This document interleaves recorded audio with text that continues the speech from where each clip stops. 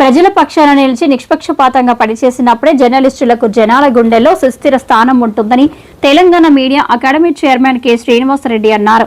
పెద్దపల్లి జిల్లా గోదావరిఖనిలో మంగళవారం Godavarikhani press club Akshara foundation ఆధ్వర్యంలో జరిగిన ప్రొలిటేరియన్ జర్నలిస్టు మునీర్ పుస్తక పరిచయ సభలో శ్రీనివాసరెడ్డి ముఖ్య అతిథిగా పాల్గొని మాట్లాడారు. మీడియా రంగం పెట్టుబడిదారుల చేతుల్లోకి వెళ్లిపోయిందన్నారు. గడిచిన 12 ఏళ్లలో ప్రధానమంత్రి కనీసం ఒక్క మీడియా సమావేశం కూడా ఏర్పాటు చేయలేదన్నారు.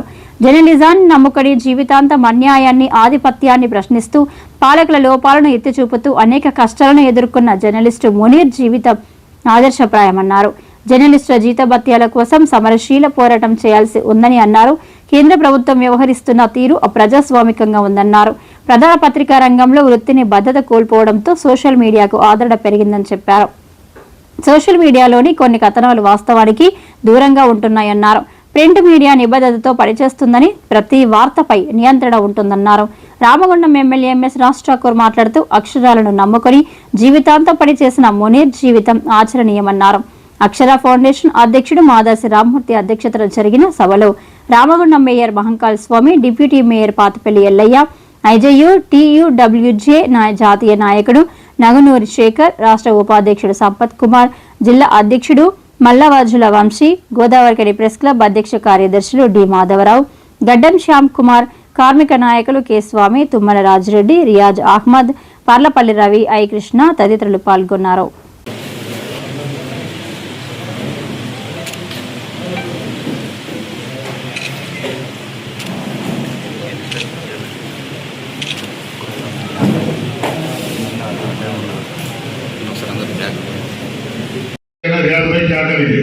బ్రిడ్జ్ లేదు, సైకిల్ మీద పోయేది, పడవలో పోయేది, సమస్యల పరిష్కారం కోసం మేనేజ్మెంట్ కల్పిస్తే కాల్చినట్టు అన్నాడు. ఎవరు మాట్లాడితే వాళ్ళకి ఛార్జ్ షీట్ ఇవ్వడం, సస్పెండ్ చేయడం, డిస్మిస్ చేయడం, ఆబ్సెంట్ డిస్మిస్ చేయడం, రకరకాల వేధింపులు ఉంటాయి. ఆ వేధింపులకు ఎట్లా ఎదుర్కొందాం అని మాట్లాడుకుంటాం. ఇద్దరు మాట్లాడుకునేది. తర్వాత అందరితో రకరకాలు జరిగినాయి. దాని మీద పోలీసులు కానీ మేనేజ్మెంట్ కానీ మన మీద ఒక ముద్ర వేసాడు. అక్కడ నుండి పిలిపించింది, ఎవరు చేద్దాం, ఏం చేద్దామంటే ఎవరికి రాయాలి, నాయకత్వం ఇవ్వదు. ఏ రాజకీయ పార్టీకి ఇచ్చినా ఆయన పెద్దగా ఉంటుంది, పెత్తనం ఉంటుంది. ఏ టీడీపీకి ఇచ్చినా ఆయన పెత్తనం ఉంటుంది. నేనే హీరో అని చెప్పుకుంటారు. కాదు, పత్రికా విలేకరులకు, పత్రికా రిపోర్టర్లకు చేతులు అప్పచెప్పండి, వాళ్ళకే చైర్మన్ ఇవ్వండి, వాళ్ళకే ఏరియాలో కూడా వాళ్ళకే ఇవ్వండి అన్నప్పుడు కొంతమంది సార్ 100% సక్సెస్ అయింది. తెలంగాణ వచ్చింది. కానీ తెలంగాణ సింగరేణికి లాభం లేకపోయింది. మనం చేపట్టాల్సిన అవసరం ఉంది. కార్మికులను ఉత్తేజపరచాలి, నేర్పాలి. కొత్తగా వచ్చిన పిల్లలకు ఏమి తెలియదు, ఉద్యోగం వచ్చింది, డ్యూటీ చేస్తున్నా, ఇంటికి పోతున్నా. అంతేగాని సింగరేణి 17 బయలుదేరి దీన్ని కాపాడుకోవాల్సిన అవసరం ఉంది. మునీర్ భాయ్ ఆత్మకు శాంతి కలుగుతుంది. మనం ఈ ఒక మనోద్యమం చేసి సింగరేణిలో ఇటువంటి పోరాటాలు చేసి మిమ్మల్ని అందరికీ కోరుతారు. ఏదన్నా ప్రత్యేక మార్క్ ఎప్పటికి ఉంటుంది, అట్లనే ఉంటుంది. ఆయనకు ధన్యవాదాలు. ఎన్జిఆర్ఐ నేషనల్ జియో రీసెర్చ్ ఇన్స్టిట్యూషన్లో సైంటిస్ట్గా ఉండి శ్రమజీవి పత్రిక పూర్వ సంపాదకుడు, నా మిత్రుడు, ఈ పుస్తక ఎడిటర్లో ఒక్కడైనటువంటి గౌరవనీయులు నక్కా వెంకటరావు గారిని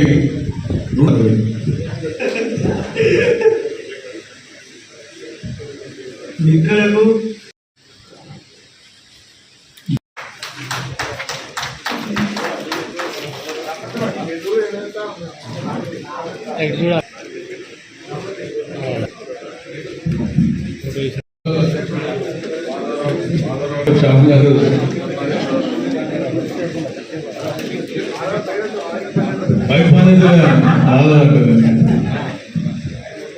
మాధవ రాకుండా మాది ధన్యవాదాలు. అలాగే లచ్చన్న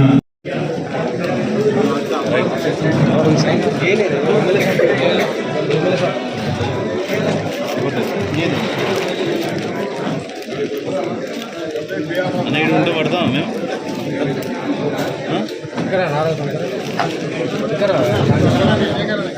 గౌరవ శాసన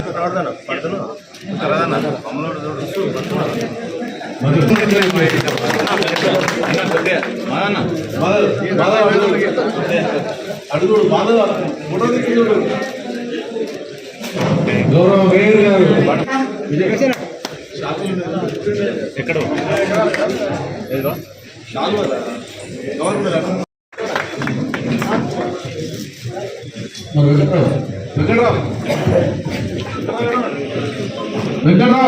అదేవిధంగా మా సార్ సన్మానిస్తాము. అదేవిధంగా దివంగత మునీర్ భాయ్ వారి గుర్తు చేసుకుంటూ వారి యొక్క జీవిత చరిత్రను రామ్మూర్తి గారు వారి మిత్రులు అంతా కూడా ఆవిష్కరించినది నిజంగా చాలా సంతోషం. మునీర్ భాయ్ నాకు 98లో పరిచయం మున్సిపల్ ఎలక్షన్స్ సమయంలో. నేను ఇక్కడ మున్సిపాలిటీ పోటీ చేయాలనుకున్నాను. వారికి పీజీఆర్తో సంబంధం నాకు తెలియదు, కానీ వెంకటస్వామి గారికి బాగా దగ్గర సంబంధం. గౌరవ మాజీ ఎంపీ గారు వెంకటస్వామి గారు. వారు ఎందుకో ఆ రోజు కారులో నేను హైదరాబాద్లో చూస్తుంటే వెంకటస్వామి గారు పిలిచి మారేడుపల్లి హౌస్లో వారికి కల్పించారు మునీర్ భాయ్ వాళ్ళు మా అన్నయ్య అయోధ్యలకు వీళ్ళకు దగ్గర పరిచారు. మా నాన్నగారికి కూడా తెలుసు. తర్వాత ఆ రోజు వాళ్ళు కారులో వచ్చేటప్పుడు వెంకటస్వామి గారు చెప్పి ఈయన గురించి తెలుసా అన్నాడు. తెలియదు అని చెప్పారు. ఆయన అడిగాను ఈయన గురించి తెలుసా అని. చాలా తెలుసు అని నాకు కూడా చెప్పాను. నేను అన్ని విషయాలు చెప్పుకుంటాను. ఇప్పుడు చెప్పాలని ఉన్నాయి. రాజ్భాయ్ మొక్కమ్మ అంటారు కదా, రాజ్భాయ్ పర్ఫెక్ట్ క్యాండిడేట్ మున్సిపల్ చైర్మన్ కాక మంచి డెసిషన్ అన్నారు.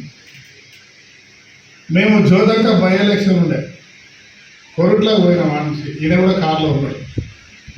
వాళ్ళు ఆ నుంచి మంచిర్యాల పోతున్నారు. పోయినప్పుడు ఇక్కడ నుంచి అక్కడ ఆయన ఇచ్చిన ఫీడ్బ్యాక్, నేను అడిగిన దానికి, శ్రీపాదరావు గారు చెప్పిన దానికి, రాజశేఖర రెడ్డి గారు కరీంనగర్లో గెస్ట్ హౌస్లో డిసైడ్ చేసుకొని ఆయన పిసిసి అధ్యక్షుడు. కొరుట్ల పోయినాం. ఆడ కొరుట్ల రాబోయే గోదావరికని మున్సిపల్ ఎలక్షన్ మా రాష్ట్ర క్యాండిడేట్ అని చెప్పి డిక్లేర్ చేశాను. అది రామగుండంలో నేను మొదలైన. అప్పటివరకు డైరెక్ట్గా ప్రజా ఎన్నికలు రావడానికి ఆలోచన లేకుంటే హైదరాబాద్లో యాక్టివ్గా ఏం చేస్తామో తెలియదు. దాని తర్వాత వాళ్ళతో బాండింగ్. తర్వాత వచ్చేటప్పుడు ఎక్కడైనా భోజనానికి ఎవరి ఇంట్లో ఆగినాం. ఆ రోజుల్లో ముకుందారెడ్డి గారు, కేంద్రి సాయిరెడ్డి గారు, శేఖరన్న కరెక్టే కదా, అలా మాట్లాడుకుంటూ ఉన్నప్పుడు ఈయన గురించి చెప్పారు. సికాస బ్యాక్గ్రౌండ్, పీపుల్స్ బ్యాక్గ్రౌండ్, ఈ హత్యలు, టెర్రరిజం, దాని తర్వాత పోలీసు మ్యానిపులేషన్ అవన్నీ. తర్వాత హైదరాబాద్ కానీ ఎప్పుడైనా వస్తే నాకు ఫోన్ చేశారు. ఎమ్మెల్యే క్వార్టర్స్కి వచ్చి వారి గురించి నేను కూడా కొంచెం ఇంట్రెస్టింగ్గా తెలుసుకున్నాను. అంటే ఆయన పొలిటీషియన్ కంటే కొంచెం అప్పుడు నేను కూడా వేరే జోష్లో ఉండేవాళ్ళు. అప్పుడు కూడా చేస్తే వాళ్ళ బాధలు ఇంకేమైనా వేస్తే ఇంకేమైనా తినని అంటారా కొట్ట ఊరికి గొడవ చేస్తా ఉంటే ఈయన కూడా వచ్చి చెప్పేటోడు. వాడిని వేసినాం, మేము వేసినాం, శ్రీకాకుళం ఉంటున్నాం, పోలీసు వాళ్ళు చేసినారు, ఈడ్చేయాలనే పరిస్థితి ఉన్న రాజకీయాల్లో సలహాలు ఇచ్చుకుంటా వెంకటస్వామి గారు వెంబడున్నారు. అనేక సార్లు వాళ్ళు గెలిపించిన ప్రయత్నించారు, చాలా మందికి సహాయం చేసుకొచ్చారు. లాస్ట్ అయిన పరిస్థితి అరెస్ట్ అయ్యే పరిస్థితిని మొదలుపెట్టుకుంటే పోలీస్ ఆఫీసర్లను ఆయననే పోస్టింగ్ ఇచ్చేటువంటి స్థాయికి కూడా వచ్చింది. సీరియస్ చాలా మంది చూపించారు. తర్వాత నేను శాసనసభ్యుడు కావాలని అనేక మార్లు నన్ను ఎంకరేజ్ చేశాను. తర్వాత నా గురించి ఎక్కడెక్కడ వచ్చి చెప్పాలో ఆయనకు ఉన్నటువంటి రిపోర్ట్స్ సింగరేణి ప్రాంతంలో బెల్లంపల్లి నుంచి ఇక్కడ వరకు ఆ రోజు ఏపీసీసీ అధ్యక్షులు ఉన్నా, ఎవరు పెద్ద నాయకులున్నా వారికి ఉన్నటువంటి సంబంధాలతో ఇటు శేఖర్ కానీ వీళ్ళు కానీ కొంతమంది నాయకుల గురించి రిపోర్ట్స్ ఇచ్చే స్థాయిలో ఉండేవారు. ప్రతిసారి ఇచ్చి నాకు ఎక్కడైతే కలవాలో అది కూడా చెప్పేవారు. దాని తర్వాత వాళ్ళ పిల్లలు కూడా తెలుసు. ఇక్కడ ఒక బిడ్డ కూడా ఉంటుంది, వాళ్ళ అల్లుడు ఇక్కడే పనిచేస్తారు. ఆ యాంగ్లో ఇండియన్ ఏదో కంపెనీ చెబుతాం. తర్వాత ఎప్పుడైనా వస్తే ముందే ఫోన్ చేసి పోయి కలవడం జరిగింది. తర్వాత కొంచెం సన్నగా అయితే ఏమైందంటే కొంచెం ఆరోగ్యం బాగాలేదు, వెయిట్ తగ్గిన అది అని చెప్పింది. మధ్యలో రోజు శాస్త్రజ్ఞులైనాక హైదరాబాద్ కూడా వచ్చి కలవడం జరిగింది. దురదృష్టం గారు కానీ వారి యొక్క ఇప్పుడే పుస్తకాలు కూడా చదువుతాను, అంత డిటైల్గా తెలియదు వారు ఏమేమి చేసేదాన్ని ఈ బ్యాక్గ్రౌండ్ ఉంటుంది. కానీ ఒక మంచి వ్యక్తిగా, ఒక జర్నలిస్ట్గా, రాజకీయంగా ఆ రోజుల్లో శ్రీకాకుళం ఉన్నప్పుడు సింగరేణికి వారిని కాపాడుతూ, ప్రజా ఉద్యమాన్ని కాపాడుతూ, ఎప్పటికప్పుడు కార్మిక సమస్యలను ప్రభుత్వం తెలియజేసే విధంగా ప్రయత్నం చేస్తూ, ఒక జర్నలిస్ట్గా కాకుండా వాళ్ళ యొక్క యాక్టివిటీస్తో పాటు ఒక మంచి సలహాలు ఇచ్చేటువంటి నాయకుడిగా, తెలంగాణ ఉద్యమంలో ప్రధాన బాధ్యత వహిస్తూ తెలంగాణ రాజకీయ పోరాటంలో మరి మంచి పాత్ర వహిస్తున్నటువంటి ఒక గొప్ప వ్యక్తి, మనందరికీ సుపరిచితుడు, గొప్ప ప్రాంతానికి సంబంధించిన వారు, ఈ ప్రాంతానికి సంబంధించిన వ్యక్తి. చాలామంది మన దగ్గర గొప్పవాళ్ళు ఉన్నారు. దాంట్లో జర్నలిస్ట్గా వారిని సేవలు మరవరానివి, ఖచ్చితంగా వారిని ఆదర్శంగా తీసుకొని ముందుకు పోవాల్సిన అవసరం మా అందరికీ కూడా ఉంది. ఇంకా ఇది కొనసాగాలని చెప్పి మిత్రులు చెప్పేది. ఈరోజు ముక్కు రాజశేఖర్ గారు సమన్వయం, తర్వాత జీడిగే దుకాణం బంద్ చేసి గతమైందని కాకుండా దీన్ని కొనసాగిస్తూ ముందుకు పోవాలి. దాంట్లో గోదావరిలో మా మునీర్ సంస్మరణ చేసుకోవడానికి అవకాశం కల్పించిన, పుస్తక రూపంలో అవకాశం కల్పించిన రామ్మూర్తి గారు, వెంకట్రావు గారు, ఈ సభలో పాల్గొంటున్న మిత్రులు, వేదిక మీద ఆశ్చర్యులైన రాజ్, ఠాకూర్ సినిమాలో ఎవరు చిరంజీవి కదా, చిరంజీవి మాదిరిగానే ఆవేశపరుడు, నాకు ఆశ్చర్యం వేసింది. అసెంబ్లీలో కలిస్తే పట్టుకొని నీకు గాలి యుద్ధం ఎట్లా వస్తుంది అని అడిగారు. కత్తితో చూశాను, దీంట్లో సోడ్తో చేసింది. ఏంటి అంటే అన్న, మా ప్రాంతంలో ఇది విద్యగా ఉంది, రెగ్యులర్గా వస్తుంది అని చెప్పాడు. నాకు తెలియదు, అందుకని గాలి యుద్ధంలో కూడా మిత్రులు శేఖర్ సార్ మన మిత్రుల్ని చూసింది బహుశా 2-2.5 సంవత్సరాలు అవుతుందా, ఇంకా సంవత్సరాల నుండి 2.5 years బ్యాక్ మంచిర్యాలలో ఒక పెళ్లిలో కలుసుకున్నాం. అది కీరీడలో చెట్టు కింద నిలబడి ఉన్నాను, నాకు కనిపించలేదు. సార్ అని పిలిచాడు, ఎవరో అనుకున్నాను. చూస్తే గుర్తుపట్టలేకపోయాను. మనిషి కొద్ది లావెక్కాడు, బాగా లావెక్కాడు. ఏంటి నీళ్ళు ఎక్కడ ఉన్నావు అంటే, అన్న జీవితం అంతా పోరాటమే, ఇప్పుడు దీంట్లో పోరాటం చేస్తున్నానని చెప్పాడు. జీవితాన్ని పోరాటమయంగా ఉన్న మునీర్ జర్నలిస్టుగా ప్రారంభమైన జీవితం నుంచి చివరి వరకు ఆయన వెలిగిన వారి విశాలాంధ్రలో పనిచేసేటప్పుడు ఆ తర్వాత పరిణామాలు ఈ పుస్తకంలో రాసిన వారికి కొన్నింటిని నేను స్వయంగా విన్నాను. సికాస ఆవిర్భావంలో, సికాస మార్పుతో ఇతని నడుపుతున్నాడన్న భావన ఆనాడు చాలా ప్రబలంగా ఉంది. ఏమైనా అతను వృత్తిగా స్వీకరించినటువంటి జర్నలిజంలో కూడా రాణించుకున్నాడు. అనేక అంశాలు, అనేక సమస్యలు, ఈ ప్రాంతంలో ఉన్నటువంటి సమస్యల్ని వెలికి తీసి బాహ్య ప్రపంచానికి వెల్లడించిన ప్రముఖులు మన ముందు. ఇక్కడ ప్రెస్ క్లబ్ ఏర్పాటులో కూడా కానీ ఆనాడు ప్రెస్ క్లబ్ ఫౌండర్స్ ఇప్పుడే వచ్చిపోయారంతా, మిత్రులు కొంతమంది దూరం అయ్యారు. ఒక చైతన్యవంతమైన ప్రాంతం ఇది. ఒకసారి మొత్తము ఈ గోదావరి కోల్ బెల్ట్ మొత్తము, అప్పుడు కరీంనగర్, ఆదిలాబాద్ ప్రధానంగా నక్సలైట్ ఉద్యమం మమ్ముడంగా సాగుతున్న దశలో జర్నలిస్టులందరి మీద పోలీసులు కేసులు పెట్టారు. 50-70 మంది మీద కేసులు పెట్టారు. ఇక్కడ గుంటూరులో వచ్చి ఇంతమంది మీద కేసులు పెట్టారు. కేసులు చాలా తీవ్రమైన నేరంతో కూడుకున్న కేసులు పెట్టారు. దీనికి అంతా ఎస్పీ బ్యాక్గ్రౌండ్ ఉన్నది. ఎస్పీ స్థానిక ఎస్పీ ప్రోత్సాహం ఎక్కువగా ఉంది అని చెప్పినప్పుడు ఎస్పీని కలుస్తానికి మేము కరీంనగర్ వెళ్తే ఆయన కలవటానికి నిరాకరించారు. అప్పుడు ఏమంటారు, డీజీ అంటారా డిఐజీ అంటారా, area DIG Bihari IPS officer అంతా వెళ్తే ఆయన బాధ చెప్పుకున్నాడు. నేను ఎస్పీ కన్నా పెద్ద ర్యాంక్ ఉన్నా నేనేం చేయలేని వ్యక్తిని. కారణం ఏంటంటే ఆయన ఆనాడున్న ముఖ్యమంత్రికి సంబంధించిన దగ్గరి సంబంధికుడు, ఎవరిని లెక్క చేయకూడదు అని చెప్పాడు.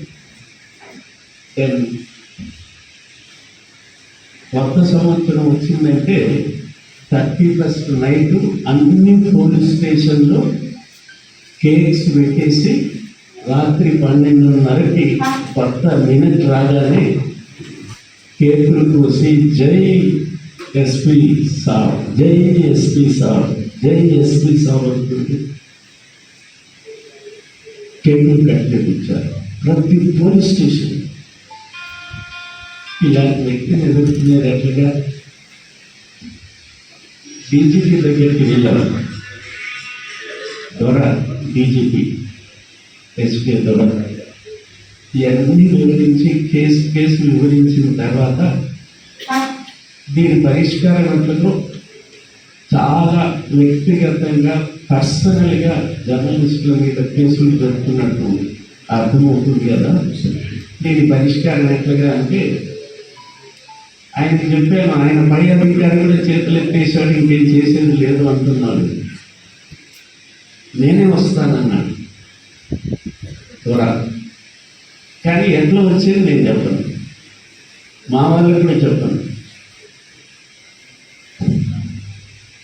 వచ్చాము బసంత్ నగర్లో ఒక పెళ్లి ఏమంటే హాల్లో ఏర్పాటు చేశాము. ఆయన వచ్చేసేసారు. ఇట్లా కూర్చున్నాం. డిఐజీ, డీజీపీ, నేను అంత దూరాన్ని ఎస్పీ కూర్చున్నాం. ఒక్కొక్కరిని పిలిచాం.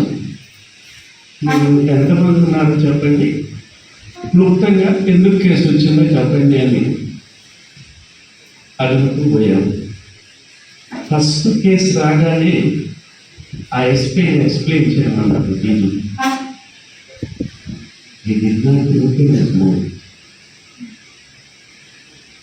నోరు తెలియలే, చెప్పడానికి నిరాకరించారు. అంత వణుకుతూ ఉన్నారు ఆ ఎస్పీ. ఆశ్చర్యం వేసింది, ఆయనకు ఆశ్చర్యం వేసింది. ఏంటి చివరికి ఎలాంటి వ్యక్తి ఏమైందో మీ అందరికీ తెలుసు. ఈ ప్రాంత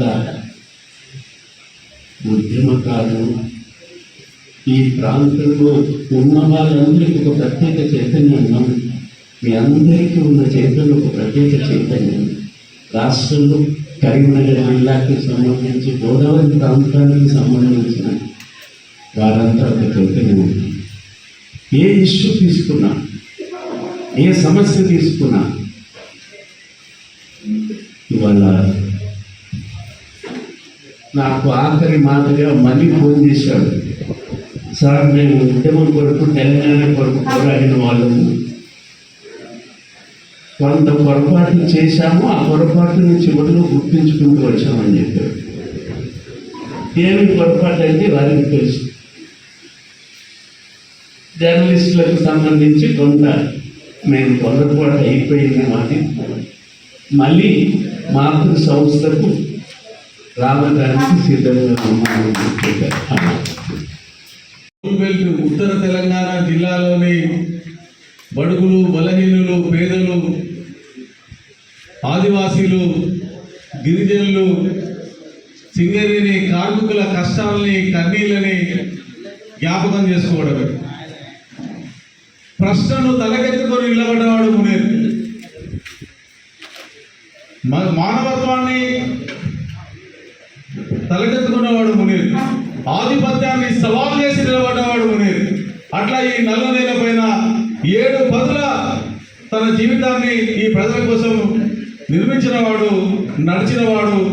ఆయన ఏదైతే చెప్పిండో, ఏదైతే రాసిండో దాన్ని అక్షరాల పాటించినటువంటి గొప్ప నాయకుడు మునీర్ భాయ్.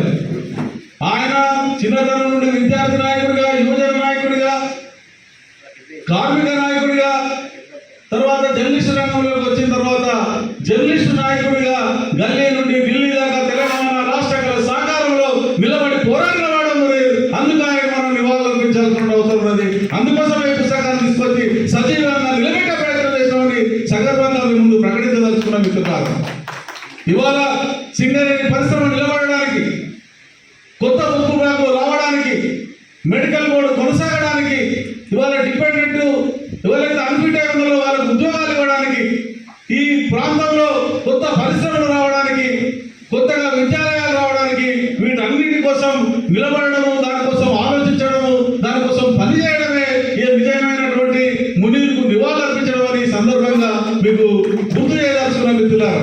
అట్లా ఇవాళ మెడికల్ ఫిట్ అయి ఉద్యోగాల కోసం ఎదురు చూస్తున్నటువంటి మిత్రులు వచ్చి ఉన్నారు. వాళ్ళు కూడా ఇప్పుడు మన గౌరవ శాసనసభ్యులు అనేక మార్లు శాసనసభలో మాట్లాడాడు.